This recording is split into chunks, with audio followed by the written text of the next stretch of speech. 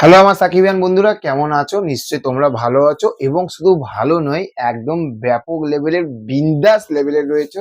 তার কারণ হচ্ছে যে সাকিব ভাইয়ার ব্যাক টু ব্যাক কিন্তু সিনেমাগুলো আসতে চলেছে। Soldier, Prince, Rockstar. ওই জন্য আমরা সবসময় কি ফাটাফাটি থাকতে হবে, কি বস, তাই তো? তো চলো আজকে, হ্যাঁ হ্যাঁ, যারা আমাকে চেনো না, আমার নাম ভাস্কর। ভিডিওটা আজকে শুরু করছি। প্রথমে বলি যে প্রিন্স এই ছবিটাকে নিয়ে প্রত্যেকটা মানুষ এক্সাইটেড, তো খুবই ভালো, ব্যাপক লেভেলের।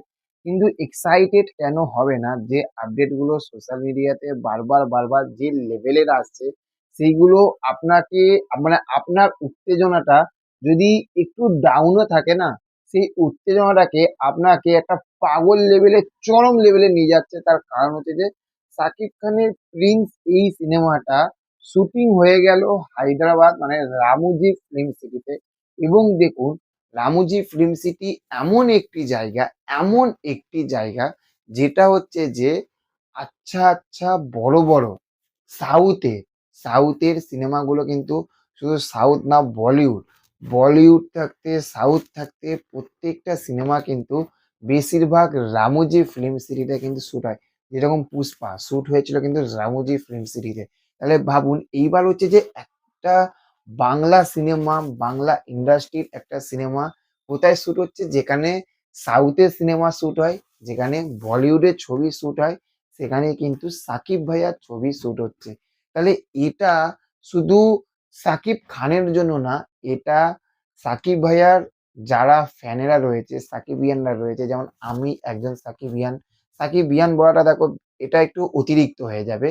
আমি সাকিব খানকে ভালোবাসি, সাকিব ভাইয়াকে ভালোবাসি, মন প্রাণ হৃদয় দিয়ে ভালোবাসি।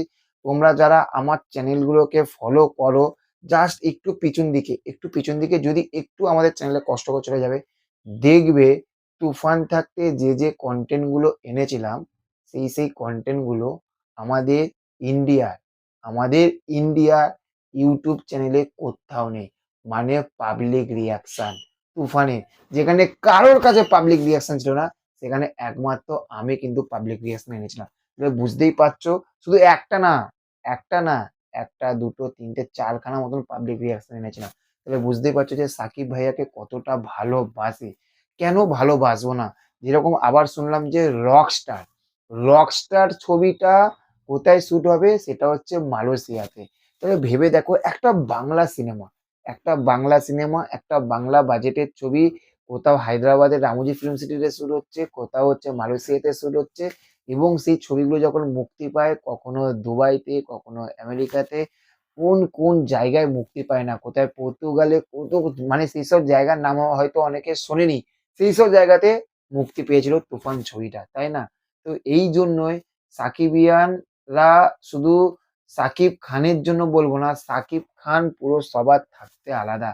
এবং সে এমন জায়গায় নিজেকে নিয়ে গেছে, তাহলে সাকিবিয়ানরা কেন নিজেদেরকে সাকিবিয়ান বলতে এতটা প্রাউড ফিল করবে না?